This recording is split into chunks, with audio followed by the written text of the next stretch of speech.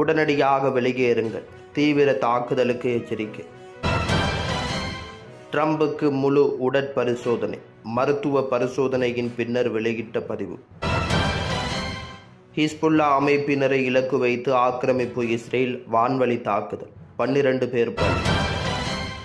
அமெரிக்க இராணுவ தளங்கள் குறித்து ஈரானின் புதிய உச்ச தலைவர் அதிரடி எச்சரிக்கை.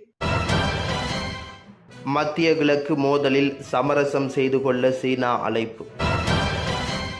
புதிய தாக்குதலை தொடுத்தால் பேரழிவை ஏற்படுத்தும் பதிலடி. அமெரிக்க ஆக்கிரமிப்பு. இஸ்ரேலுக்கு ஈரான் இராணுவம் எச்சரிக்கை. இஸ்ரேல் பிரதமர் பெஞ்சமின் நெத்தனியாகு மருத்துவமனையில் அனுமதி.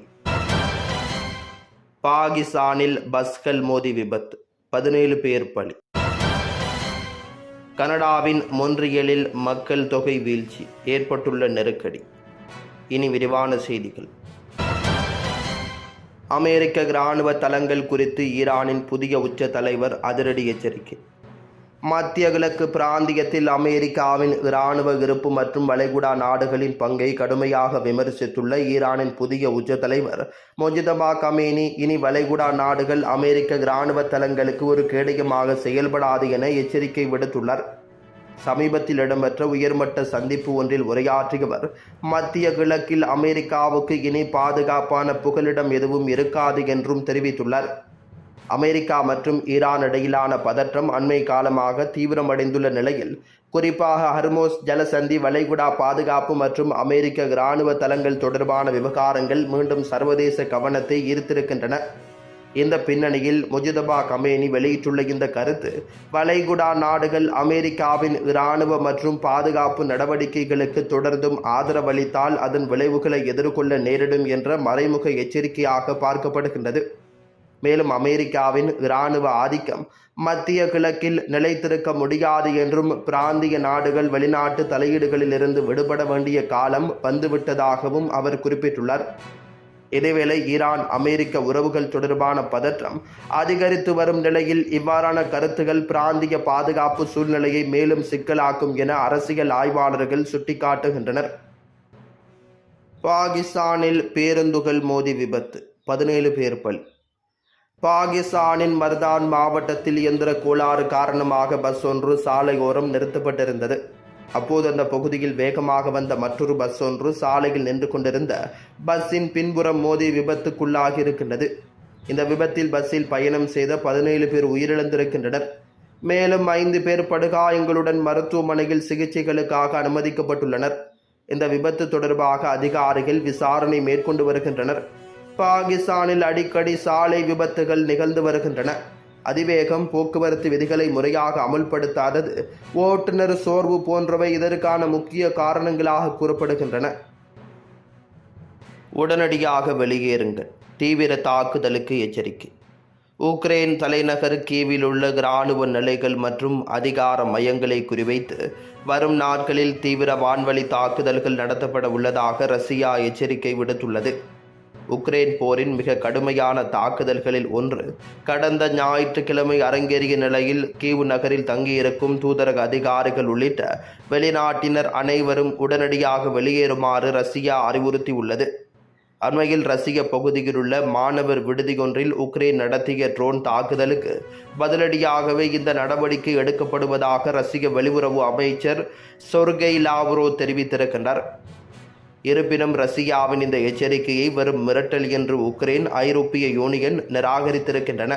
உக்ரைன் வெளியுறவு அமைச்சர் ஆண்ட்ரி சிபிகா குறிப்பிடுகையில் ரஷ்யாவின் இந்த மிரட்டலுக்கு பயந்து உக்ரைனின் நட்பு நாடுகள் பின்வாங்க கூடாது என்று வலியுறுத்தியுள்ளார்.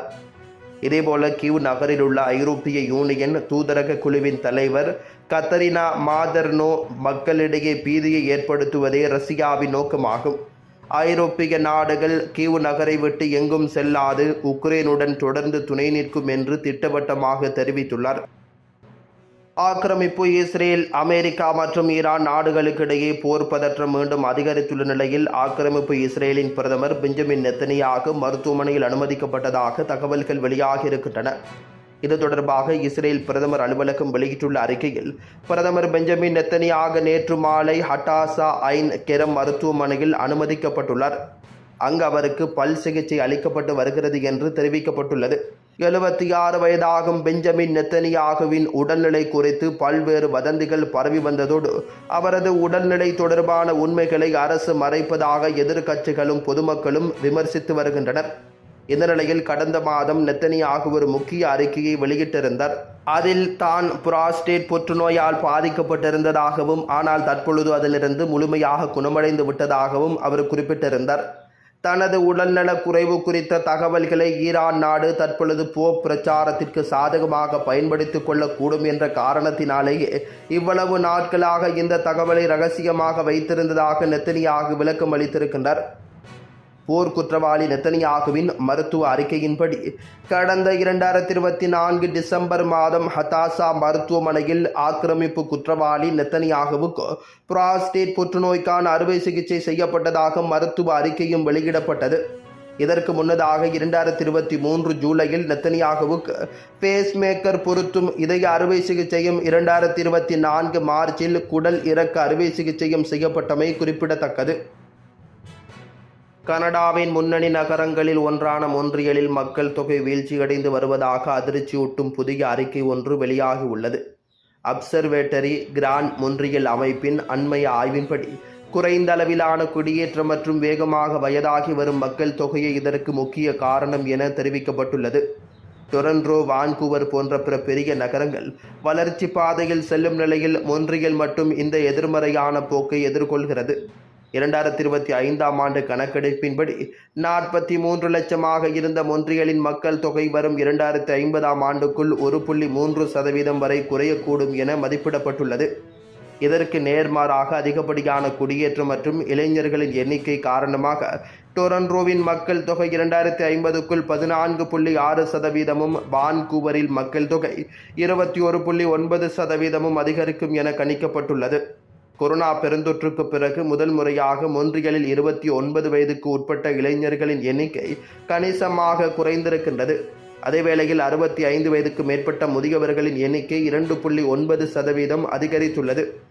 மக்கள் தொகையில் உழைக்கும் வயதினரை விட அவர்களை சார்ந்து வாழும் முதியவர்கள் மற்றும் குழந்தைகளின் எண்ணிக்கை அதிகரிப்பதை தான் சார்பு விகிதம் என்கிறோம். மொன்றியலில் 2006 முதல் 2025 வரை உழைக்கும் மக்களின் வளர்ச்சியை விட 0.7% முதியவர்கள் போன்று சார்ந்து வாழ்பவர்களின் வளர்ச்சி 1.4% இரட்டிப்பாக இருந்திருக்கின்றது. இதன் காரணமாக 2050ஆம் ஆண்டுக்குள் மொன்றியலின் சார்பு விகிதம் 74.7% உயரும் என எச்சரிக்கப்பட்டுள்ளது. இது டொரண்டோ 64% மற்றும் வான்கூவர் 61% நகரங்களை விட மிக அதிகமாகும். இந்த நிலவரம் ஒட்டுமொத்த வேலைவாய்ப்பு, சந்தை மற்றும் பொதுநிதித்துறைக்கு பெரும் அழுத்தத்தை கொடுக்கும் என தெரிவிக்கப்படுகிறது. வரி செலுத்துவோரின் சுமை அதிகரிக்கும். மேலும் வயதானவர்களின் எண்ணிக்கைக்கு ஏற்ப மருத்துவ வசதிகளுக்கு அருகிலுள்ள சிறிய ரக வீடுகளுக்கான தேவையும் வரும் ஆண்டுகளில் அதிகரிக்கும் என தெரிவிக்கப்படுகிறது. பதவியேற்ற அமெரிக்க அதிபர்களிலேயே மிகவும் வயதானவரான டொனால்ட் ட்ரம்ப் தனது 80வது பிறந்த நாளை நெருங்கி வரும் நிலையில் அவரது உடல்நிலை குறித்து கண்காணிப்பு அதிகரித்து வருகிறது. இந்நிலையில் வருடாந்திர மருத்துவ பரிசோதனை குறைபாடின்றி நடந்ததாக அதிபர் ட்ரம்ப் தெரிவித்திருக்கின்றார். கடந்த ஆண்டு மீண்டும் பதவியேற்ற பிறகு ட்ரம்ப் மேற்கொண்ட 3வது மருத்துவ பரிசோதனை இது என தெரிவிக்கப்படுகிறது. அவரது கைகளில் ஏற்பட்ட காயங்கள் மற்றும் கூட்டங்களின் போது காணப்பட்ட வெளிப்படையான தூக்க கலக்கம் உள்ளிட்ட பிரச்சினைகள் குறித்த யூகங்கள் அதிகரித்து வரும் நிலையில் இந்த பரிசோதனை நடைபெற்றுள்ளது. வாஷிங்டனுக்கு அருகிலுள்ள வால்டர் ரீட் இராணுவ மருத்துவமனையில் இருந்து வெள்ளை மாளிகைக்கு திரும்பிக் கொண்டிருந்த போது ட்ரம்ப் தனது ட்ரூத் சமூக வலைத்தளத்தில் எல்லாம் கச்சிதமாக சரிபார்க்கப்பட்டது என்று பதிவிட்டுள்ளார். ஆனால் ட்ரம்ப் தனது உடல்நிலை குறித்து வெளிப்படைத்தன்மை இல்லாமல் இருப்பதாக நீண்ட காலமாக குற்றம் சாட்டப்பட்டு வருகிறார். மேலும் அவரது 2வது பதவி காலத்தில் அவர் மேற்கொண்ட பல்வேறு மருத்துவ பரிசோதனைகளின் காலவரிசை இந்த குழப்பத்தை மேலும் அதிகரித்துள்ளது. இந்த மாத தொடக்கத்தில் வெள்ளை மாளிகை இதை அறிவித்த போது இது ஒரு வருடாந்திர பல் மற்றும் மருத்துவ பரிசோதனை என்று குறிப்பிட்டிருந்த போதிலும் அவர் செவ்வாய்க்கிழமை நடந்த பரிசோதனையை 6 மாத உடல் பரிசோதனை என்று குறிப்பிட்டுள்ளார். யூகி பாம்ரி ட்ரம்பின் கடைசி திட்டமிடப்பட்ட வருடாந்திர மருத்துவ பரிசோதனை 2025 ஏப்ரலில் நடைபெற இருந்தது. ஆனால் அதனைத் தொடர்ந்து அதே ஆண்டு அக்டோபரில் முன்னறிவிப்பின்றி அவர் மருத்துவமனைக்கு சென்றிருக்கின்றார். அதையும் அப்போது வெள்ளை மாளிகை ஒரு வருடாந்திர உடல் பரிசோதனை என்றே விவரித்திருக்கிறது.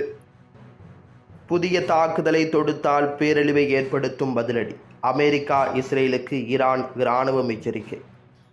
அமெரிக்கா அல்லது ஆக்கிரமிப்பு இஸ்ரேல் நடத்தும் எந்த ஒரு புதிய தாக்குதலும் மிகவும் பேரழிவை ஏற்படுத்தும் பதிலடியை நடத்துவோம் என்று ஈரான் போருக்கு முழுமையாக தயாராக இருப்பதாகவும், நாட்டுக்கு எதிரான எந்த ஒரு தாக்குதல்களுக்கும் புதிய சாகச செயல்களுக்கும் வலுவாக பதிலடி கொடுக்கும் என்றும் குறிப்பிட்டுள்ளார். அமெரிக்காவும் இஸ்ரேலும் எங்கள் நாட்டின் மீது ஒரு புதிய தாக்குதலை தொடங்கினால் ஈரானின் எதிர்வினை மிகவும் பேரழிவை ஏற்படுத்தும் என்றும் செஹார்ஜி தெரிவித்திருக்கின்றார். எதிர்காலத்தில் நடக்கும் எந்த ஒரு தாக்குதலுக்கும் தெஹ்ரானின் பதிலடி முன்பை விட வித்தியாசமாக இருக்கும் என்றும் அவர் வலியுறுத்தியுள்ளார். மேலும் ஈரானின் எதிரிகள் திடீர் தாக்குதல்களையும் புதிய தந்திரங்களையும் எதிர்கொள்வார்கள் என்றும் அவர் குறிப்பிட்டுள்ளார். மற்றொரு சுற்று போர் ஏற்பட்டால் ஈரானின் தாக்குதல்கள் முந்தைய 2 போர்களை விட மிகவும் கடுமையானதாகவும் வலிமையானதாகவும் இருக்கும் என்றும் அவர் மேலும் குறிப்பிட்டுள்ளார். இஸ்லாமிய குடியரசுக்கு எதிரான எந்த ஒரு புதிய ஆக்கிரமிப்பு போரும் இந்த பிராந்தியத்துக்குள் மட்டும் கட்டுப்படுத்தப்படாது என்றும் செகார்ஜி எச்சரிக்கை விடுத்துள்ளார். அவர்கள் ஈரானின் எண்ணெய் ஏற்றுமதியை தடுத்தால் இந்த பிராந்தியத்திலிருந்து எண்ணெய் வெளியேறுவதை ஈரான் தடுக்கும் என்றும் அவர் குறிப்பிட்டுள்ளார்.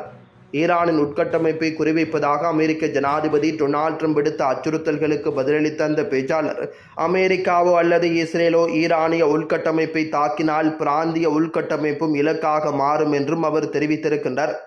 ஹோர்முஸ் நீரிணையில் தனது தேசிய நலன்களை பாதுகாக்கும் அதே வேளையில் பாதுகாப்பையும் சர்வதேச வர்த்தகத்தையும் உறுதி செய்வதற்காக ஈரான் அந்த முக்கிய நீர்வழியை அதிகாரத்துடன் தொடர்ந்து கட்டுப்படுத்தும் என்றும் ஜெனரல் செகார்ஜி குறிப்பிட்டுள்ளார்.